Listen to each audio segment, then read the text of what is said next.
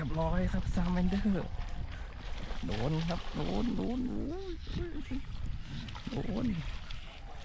ดูซาเมนเดอร์ครับผม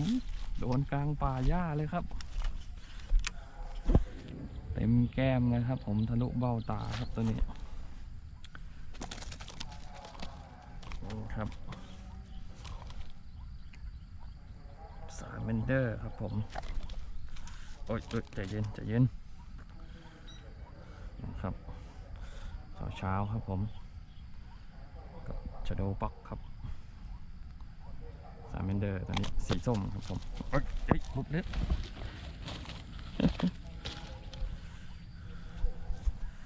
เอาคัน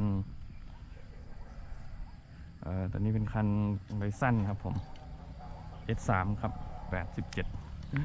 อีกัดนกป่าเลยครับตกใจเลยแล้วก็เอาตัวขึ้นมาได้ครับผม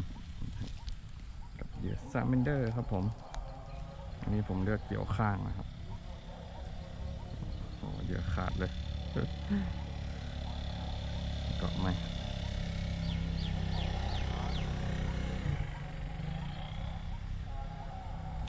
โอเคครับผมเหยื่อตัวนี้เดี๋ยวถ่ายปลาตัวนี้เดี๋ยวถ่ายรูปครับเดี๋ยวไปครับ